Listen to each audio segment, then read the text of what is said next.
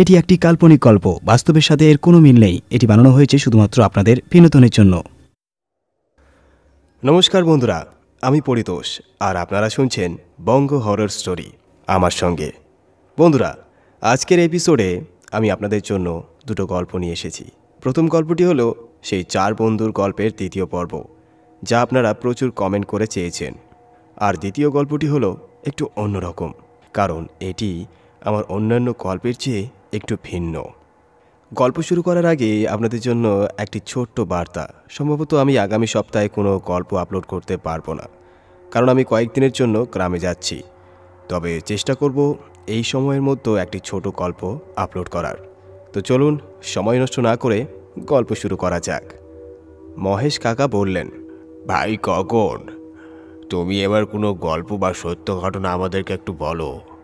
গগন কাকা কিছুক্ষণ ভেবে নিয়ে বললেন, আমার সাথেও এক অদ্ভুত ঘটনা ঘটেছিল। এই কথা বলে গগন কাকা এক ঢোকে চায়ের কাপ শেষ করে কাপটা টেবিলে রেখে বলতে শুরু করলেন। জানুয়ারি মাসের এক দুপুরে ব্রাঞ্চ ম্যানেজার আমাকে অফিসে ডাকলেন এবং জানালেন যে আজ লোন রিকভারি বিভাগের কর্মকর্তা নির্মল আসতে পারেননি। তারপর তিনি আমাকে বললেন, গত বছর আমাদের ব্যাংক থেকে এক ফ্যাক্টরির জন্য বড় অঙ্কের লোন মঞ্জুর হয়েছিল, কিন্তু গত 3-4 মাস ধরে সেই লোনের কিস্তির টাকা জমা পড়েনি। বারবার ফোন করেও কোনো উত্তর আসছিল না। হয়তো কোনো ছোটোখাটো সমস্যা হয়েছে। নির্মল আজ ফ্যাক্টরিতে যাওয়ার কথা ছিল এবং তার মালিকের সঙ্গে মিটিংও ফিক্স ছিল, কিন্তু শরীর খারাপ থাকায় সে অফিসে আসতে পারেনি। হতে পারে ওর সুস্থ হতে আরও কিছুক্ষণ লাগবে, কিন্তু অর্থবর্ষ শেষ হতে আর বেশি দিন বাকি নেই। তাই এই সমস্যাটা যত দ্রুত সম্ভব মিটিয়ে নেওয়া দরকার, না হলে হেড অফিসে জবাব দেওয়া কঠিন হয়ে যাবে। এই কারণেই ম্যানেজার সাহেব নির্মলের জায়গায় আজ আমাকে ফ্যাক্টরিতে গিয়ে বিষয়টা সামলানোর নির্দেশ দিলেন। ব্রাঞ্চ থেকে বেরিয়ে 5:30 রানাঘাট লোকাল ট্রেন ধরলাম। ট্রেন থেকে নামতে তখন প্রায় 7টা বাজতে 5 মিনিট বাকি। এরপর কিছুটা হেঁটে বাস স্ট্যান্ড থেকে বাস ধরে আরও 40 মিনিটের পথ যেতে হবে। তারপর আবার কিছুটা হাঁটতে হবে। দুপুরে 2টোর সময় আমি দুপুরবেলার খাবার খেয়েছিলাম। তারপর কাজে ব্যস্ত হয়ে পড়ায় আর কিছু খাওয়ার সময় পাইনি। স্টেশনে নেমে 1 কাপ চায়ের সঙ্গে একটা বিস্কুট আর সিগারেট খেয়ে বাস স্ট্যান্ডের দিকে হাঁটতে লাগলাম। বাসে উঠে পাশের সিটে বসা এক ব্যক্তির সঙ্গে কথা বললাম। বাস থেকে নামার পর ফ্যাক্টরিতে কিভাবে পৌঁছানো যাবে তা জানতে চাইলাম। আসলে বাস স্ট্যান্ডে অপেক্ষা করার সময় তার সঙ্গে আলাপ হয়েছিল। উনি একজন প্রাইমারি স্কুলের শিক্ষক এবং ওই এলাকাতেই থাকেন। তিনি আমাকে বললেন, বাস যেখানে নামিয়ে দেবে সেখান থেকে হাঁটা পথে প্রায় 20 মিনিট সময় লাগবে। তারপর তিনি জিজ্ঞেস করলেন, রাতে হঠাৎ ফ্যাক্টরিতে কেন যাচ্ছেন? আমি শুধু এটুকু বললাম, ব্যাংকের জরুরি কাজের জন্য যেতে হচ্ছে। কিন্তু তিনি যেন আমাকে কিছু বলতে চাইছিলেন। তার চোখ মুখে কিছু অস্বস্তির ছাপ ছিল। আমি জিজ্ঞেস করলাম, কি হয়েছে, আপনি কি কিছু বলতে চান? তিনি একটু মাথা নিচু করে নিলেন। তারপর আমার দিকে তাকিয়ে বললেন, ফ্যাক্টরিতে বেশ কিছুদিন ধরে বড় ধরনের ঝামেলা চলছিল। ফ্যাক্টরিটি 2জন পার্টনার মিলে চালায়, কিন্তু কিছুদিন আগে কোনো কারণে তাদের মধ্যে বড় ধরনের বিবাদ বাধে। তাদের একজনের অতীত রেকর্ড খুব ভালো নয়। বছর কয়েক আগে সে একসময় বড়সড় গুন্ডা ছিল। সাট্টার ব্যবসা ছিল, তোলা আদায় করত, দাঙ্গা হাঙ্গায় তার নাম ছিল, সবই করত। পরে এক রাজনৈতিক নেতার আশ্রয়ে সে গুন্ডামি ছেড়ে দিয়ে ব্যবসায়ী হয়ে যায়। এক সময় সে এতটাই ভয়ঙ্কর ছিল যে পুলিশও ওর এলাকায় যেতে ভয় পেত। কিন্তু সে যাই বলুক, তার সঙ্গী হঠাৎ করেই নিখোঁজ হয়ে গেছে। লোকজনের ধারণা তার এই অন্তর্ধানের পিছনে ওই গুন্ডারই হাত আছে। এই কথা শুনে আমি একটু অস্বস্তি বোধ করলাম। মনে হতে লাগলো, এমন একটা পরিস্থিতিতে এখানে আসা কি আমার ঠিক হয়েছে? এইদিকে বারবার বাড়ির কথা মনে পড়ছিল। বাস স্ট্যান্ডে নেমে কন্ট্রাক্টরের কাছে জানতে চাইলাম ফিরতি বাস কয়টায় পাওয়া যাবে। উনি বললেন, শেষ বাস রাত 9:30। এদিকে তখন বাজে 8:10। সৌভাগ্যবশত আমাকে একটা মোটর সাইকেলে চেপে যেতে হলো। ভাড়া পড়ল 20 টাকা। যে পথ 15 মিনিট লাগার কথা তা মোটর সাইকেলে মাত্র 10 মিনিটে পৌঁছে গেলাম। ফ্যাক্টরিতে পৌঁছে দেখি মালিক নেই, তবে ম্যানেজারের সঙ্গে দেখা হলো। ব্যাংকের লোনের কথা বলতেই ম্যানেজার কোনো আপত্তি না করে একসঙ্গে পুরো টাকার ব্যবস্থা করে দিলেন। তিনি আমার সাথে কোনো খারাপ ব্যবহার করলেন না, বরং চা খাওয়ানোর জন্য সেখানে বসিয়ে দিলেন। এখন সব কাজ শেষ করে ফ্যাক্টরি থেকে বেরোতে বেরোতে প্রায় রাত 9:45 বেজে গিয়েছিল। যদিও শুনেছিলাম যে শেষ বাস 9:30, কিন্তু আমি যত তাড়াতাড়ি সম্ভব এই অচেনা জায়গা থেকে ফিরতে চেয়েছিলাম। তাই দ্রুত হাঁটতে শুরু করলাম। হাঁটতে হাঁটতে কিছু দূর এগিয়ে গিয়েছিলাম, হঠাৎ করে একটা প্রবল বাতাস বইতে শুরু করলো। ধীরে ধীরে আকাশ কালো মেঘে ছেয়ে গেল এবং ঠিক সেই মুহূর্তে তীব্র বাজ পড়ল। তখনই খেয়াল করলাম রাস্তাটা একেবারে নির্জন। রাস্তাটির দুই পাশে বড় বড় গাছগুলি প্রবল বাতাসে দুলছিল। অনেক দূরে দূরে যেসব বৈদ্যুতিক খুঁটি ছিল সেগুলোর আলো হঠাৎ নিভে গেল। আমার কাছে কোনো টর্চ লাইটও ছিল না। কোনোভাবে অন্ধকারে চোখ সজাগ রেখে এবং রাস্তার দিকে খেয়াল রেখে হাঁটতে থাকলাম। কিছু দূর যাওয়ার পর মনে হলো কেউ যেন আমার পিছনে পিছনে হাঁটছে। আমি হাঁটার গতি বাড়ালাম। আমার সঙ্গে সঙ্গে পিছনের লোকটাও গতি বাড়িয়ে দিল। আমি থামলাম, সেও থামল। আমি ভয় পেয়ে পিছনের ফিরে তাকালাম, কিন্তু পিছনে কেউ ছিল না। চারপাশে কেবল ঘন অন্ধকার। মনে হলো হয়তো কোনো চোর ডাকাত হবে, কারণ আমার ব্যাগে তখন ব্যাংকের লোনের অনেক টাকা ছিল। হতে পারে টাকা দেওয়ার পর ফ্যাক্টরির লোকেরাই লোভে পড়ে আমাকে অনুসরণ করছে। এই সব ভাবতে ভাবতে আমি ব্যাগটা দুহাতে শক্ত করে চেপে ধরে আবার হাঁটতে শুরু করলাম। কিছু দূর এগোতেই সামনে কিছু একটা দেখতে পেলাম। দূর থেকে মনে হলো কোনো একজন দাঁড়িয়ে আছে। একটা ছায়ার মতো লাগছিল, কিন্তু ছায়াটা একটুও নড়ছিল না, কোনো গতিবিধিও ছিল না। এমন অবস্থায় থেমে যাওয়া ঠিকও হবে না, কারণ বাস ধরতে হলে আমাকে যত দ্রুত সম্ভব বাস স্ট্যান্ডে পৌঁছাতে হবে। এই সব ভাবতে ভাবতে আমি ব্যাগটা দুহাতে শক্ত করে চেপে ধরে আবার হাঁটতে শুরু করলাম। কিছু দূর এগোতেই সামনে কিছু একটা দেখতে পেলাম। দূর থেকে মনে হলো কোনো একজন দাঁড়িয়ে আছে।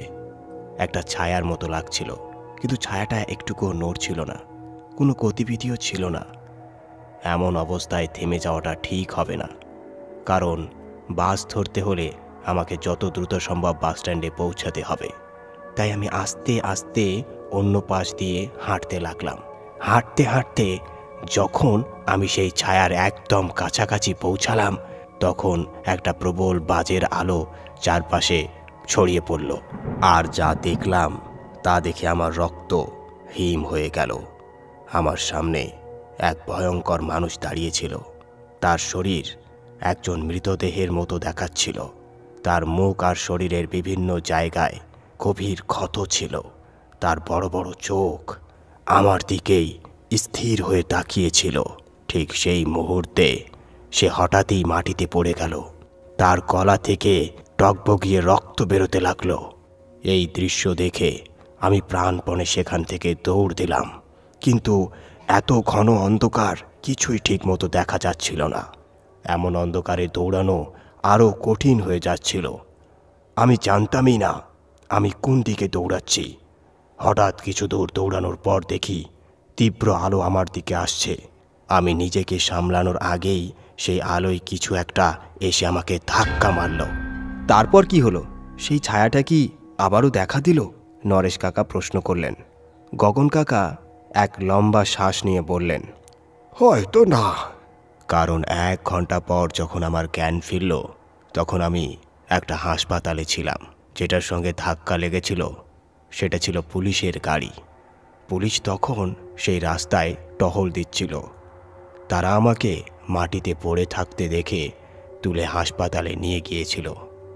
হাসপাতালে সামান্য চিকিৎসার পর আমি সুস্থ হলাম। তারপর পুলিশকে আমার সঙ্গে যা ঘটেছে সব বললাম। তখন এক হাবলদার বলল, এই রাস্তাটা খুবই অপয়া। ফ্যাক্টরির ওই এলাকায় প্রায় ঝামেলা হয়, অনেকবারই এখানে হত্যাও হয়েছে। তাই আমরা এখানে প্রায় টহল দিই।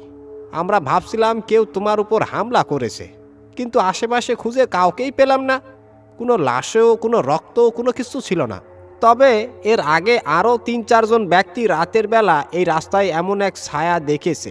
তাই রাতের পর কেউ এই রাস্তা দিয়ে যায় না।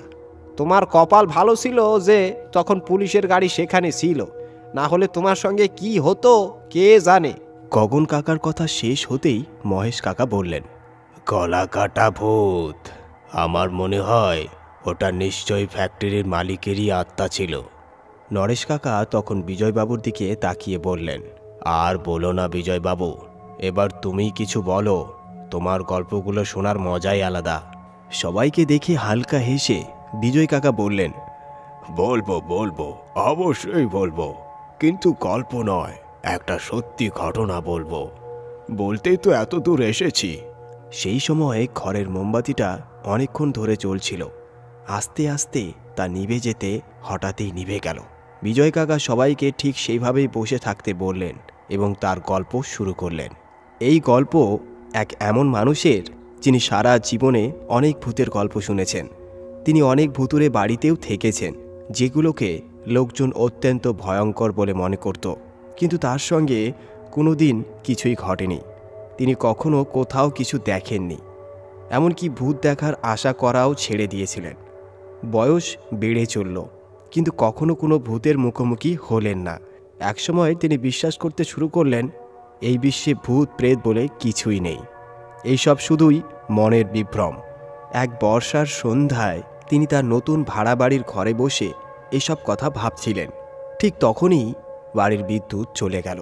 তিনি ভাবলেন লোডশেডিং হয়েছে, কিন্তু পরে বুঝতে পারলেন শুধুমাত্র তার বাড়িতেই বিদ্যুতের সমস্যা হয়েছে।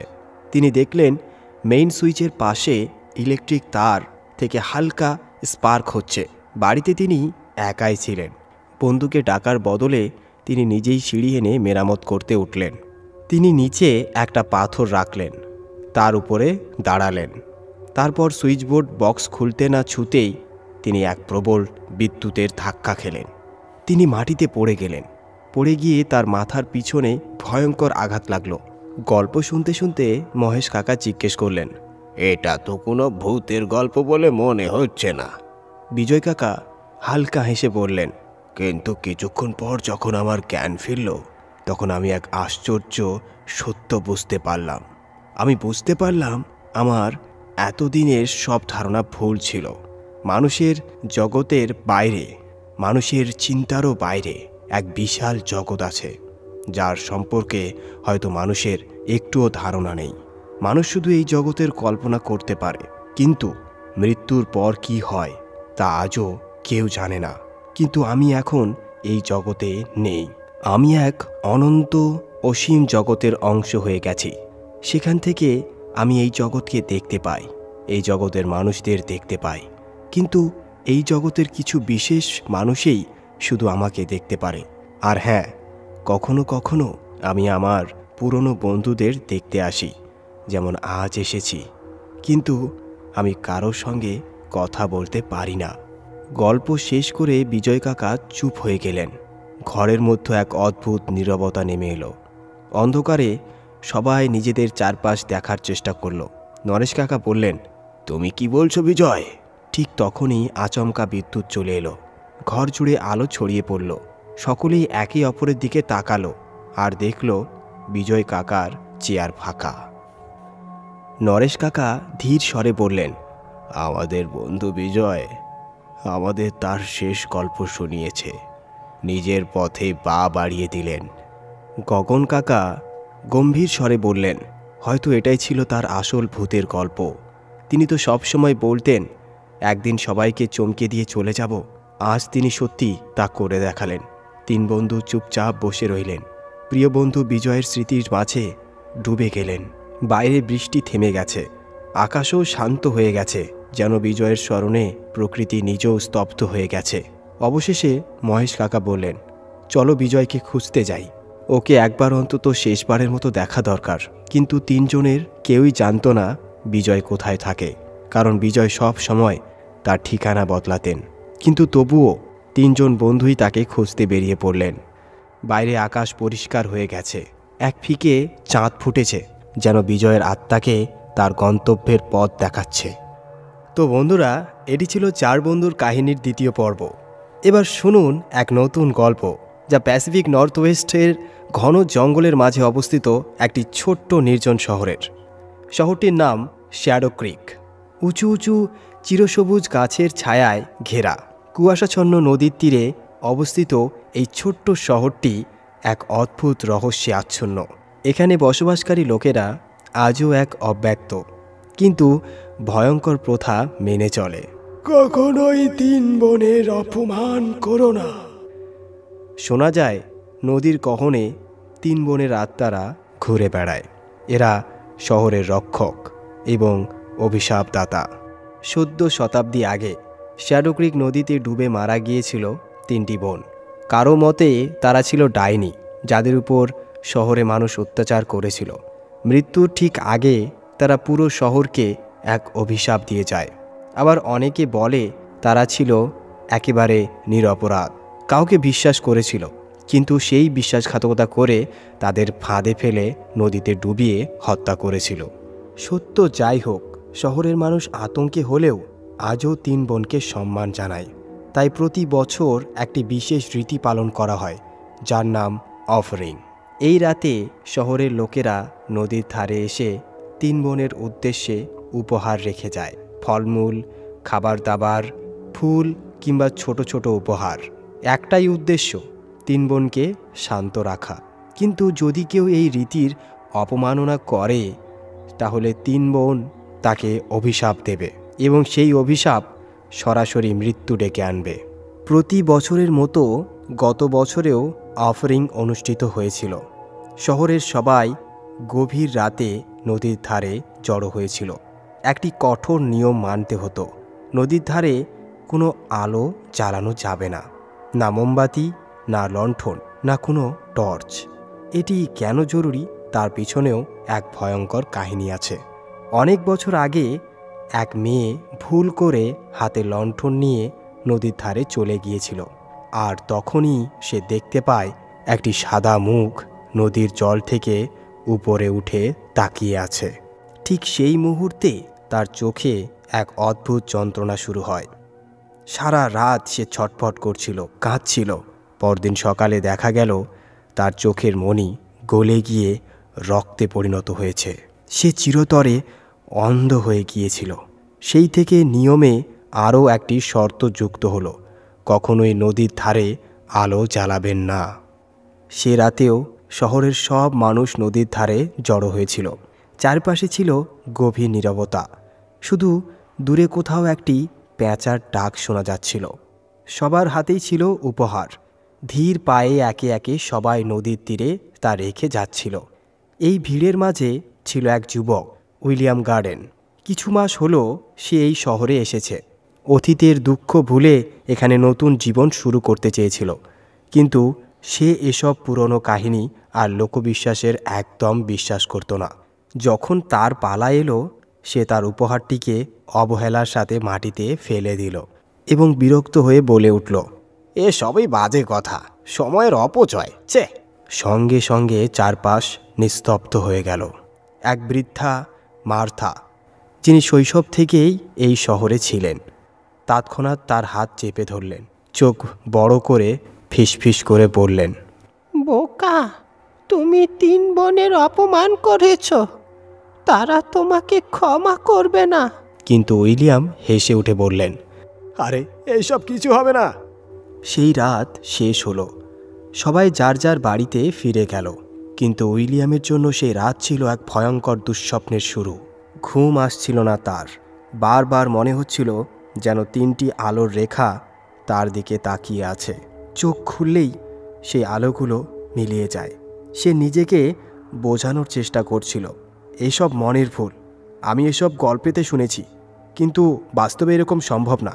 কিন্তু সকালে ঘুম থেকে উঠে সে অনুভব করল তার শরীর ঠান্ডা আর চিপচিপি হয়ে আছে, মাথায় প্রচণ্ড যন্ত্রণা। সে বিষয়টি পাত্তা দিল না, কিন্তু দিন যত এগোতে লাগলো তার শরীর আরও খারাপ হতে লাগলো। সন্ধ্যার দিকে সে যখন কাজ থেকে ফিরছিল তখন হঠাৎ দূর থেকে একটা গুনগুন করার শব্দ শুনতে পেল। সে নদীর দিকে তাকানোর চেষ্টা করল, কিন্তু প্রতিবারেই মনে হচ্ছিল গাছের আড়াল থেকে যেন কেউ লুকিয়ে তাকে দেখছে। সে ভাবল নিশ্চয়ই কল্পনা নিশ্চয়ই এটা তার কল্পনা হবে। কিন্তু মনের ভিতরেই রাগ জাগল, আমি এতদিন এসবকে অবাস্তব ভেবেছি, তাহলে এখন কেন এত ভয় লাগছে? সে ঠিক করল ভয়কে দূর করতেই হবে। ধীরে ধীরে তার পা নদীর দিকে এগোতে লাগলো। সে নদীর ধারে দাঁড়িয়ে পড়ল। নদীর জল শান্ত ছিল, অন্ধকারে একেবারে গভীর। কিন্তু তখনই সে শুনতে পেল কেউ তার নাম ধরে ডাকছে, ঠিক নদীর ভেতর থেকে। সে ভাবল নিশ্চয়ই কোনো জলজ প্রাণী হবে।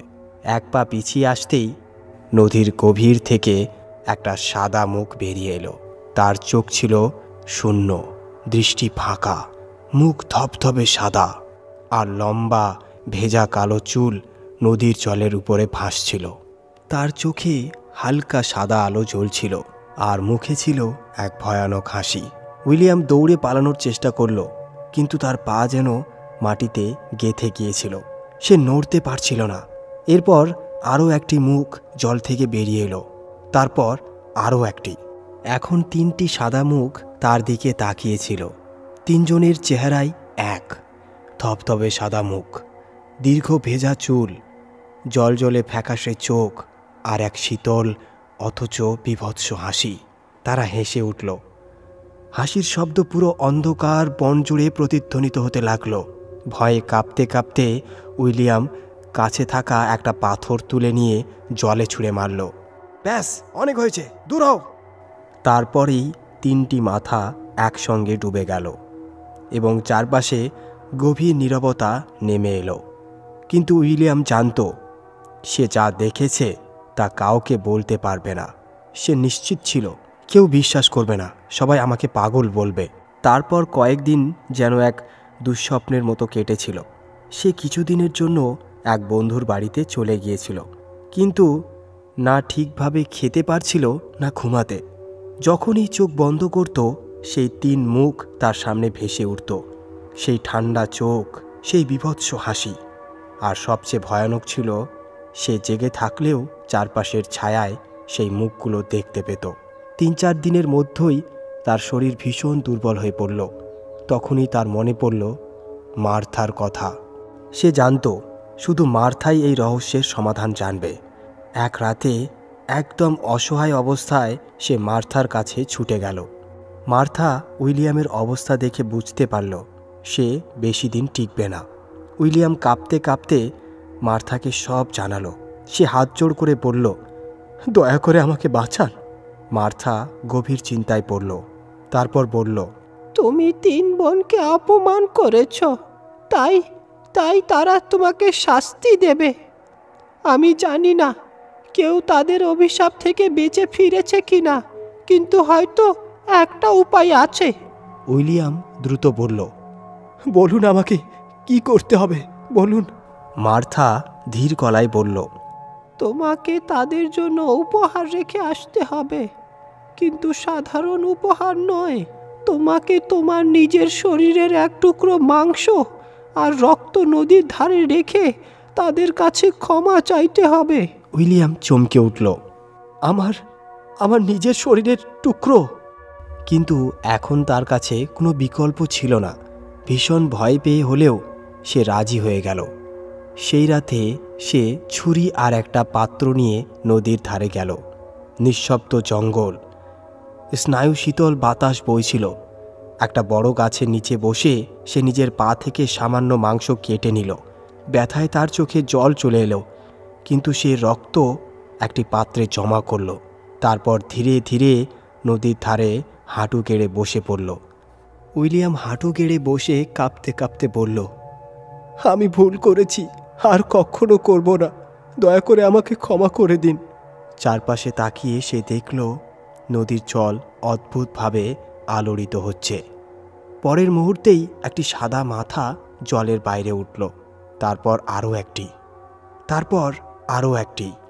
3 বোন এবার সামনে এসে দাঁড়ালো, কিন্তু এবার তাদের মুখে বিদ্রূপ হাসি ছিল না, বরং ছিল প্রচণ্ড রাগ। তাদের মধ্যেও একজন ধীরে ধীরে এগিয়ে এলো এবং গভীর স্বরে বলল, তোমার কি মনে হয় এত সহজেই আমরা খুশি হয়ে যাব? তারপর দ্বিতীয়জন বলল, তুমি আমাদের অপমান করেছো, এখন তার মূল্য তোমাকে দিতে হবে। উইলিয়াম বুঝতে পারল এবার আর বাঁচার উপায় নেই। সে ছুটে পালানোর জন্য ঘুরতেই তার পায়ে অসহ্য যন্ত্রণা শুরু হলো। সে অনুভব করল, আমি আর দৌড়াতে পারছি না, এমনকি হাঁটতেও পারছি না। 3 বোন এবার সম্পূর্ণভাবে জলের উপর উঠে এলো। তারা ধীরে ধীরে উইলিয়ামের চারপাশ ঘিরে ফেলল। উইলিয়াম মাঝখানে পড়ে গেল, আর তাদের ঠান্ডা ভেজা হাত দিয়ে তার পা শক্ত করে চেপে ধরল। ভয়ে কাঁপতে কাঁপতে সে চিৎকার করে ছুটতে চেষ্টা করল, কিন্তু কিছুতেই নিজেকে ছাড়িয়ে নিতে পারল না। তারপর সে দেখল 3 বোন ধীরে ধীরে তাদের চোয়াল খুলছে। তাদের মুখ এতটাই বড় হয়ে যাচ্ছে যেন বিশাল জন্তুর চোয়াল। উইলিয়াম বুঝতে পারল এটাই আমার শেষ। সে কাঁদতে কাঁদতে চোখ বন্ধ করে ফেলল। তারপর গভীর অন্ধকারে তার চিৎকার পুরো জঙ্গলে প্রতিধ্বনিত হতে লাগলো। কয়েক সেকেন্ড ধরে চিৎকার শোনা গেল, তারপর সব কিছু একদম শান্ত হয়ে গেল। পরদিন সকালে গ্রামের সবাই নদীর ধারে ছুটে এলো। তারা দেখল উইলিয়ামের নিথর দেহ নদীর তীরে পড়ে আছে। তার চোখ খোলা, মুখে স্থির আতঙ্কের ছাপ। এই দৃশ্য দেখে গ্রামবাসীরা সব বুঝতে পারল। তারা নিচু গলায় ফিসফিস করতে লাগলো। মার্থা দীর্ঘশ্বাস ফেলে বলল, বেচারা, যদি সেদিন ভুল না করতো তাহলে এই পরিণতি আর হতো না। 3 বোন কাউকে সহজে ক্ষমা করে না। এত বছর পেরিয়ে গেছে, আজও শ্যাডো ক্রিকের মানুষ নদীর ধারে উপহার দিয়ে যায়। আজও কেউ তাদের অভিশাপকে উপেক্ষা করার সাহস পায় না। বন্ধুরা, এই ছিল আজকের ভয়ঙ্কর গল্প। গল্পটি কেমন লাগলো তা কমেন্টে জানাতে ভুলবেন না। আর চ্যানেলে নতুন হলে সাবস্ক্রাইব করে নেবেন, নোটিফিকেশন বেল চাপতে ভুলবেন না, কারণ এরপর আরও ভয়ঙ্কর কাহিনী আসতে চলেছে আপনাদের জন্য। আপনারা প্রস্তুত তো?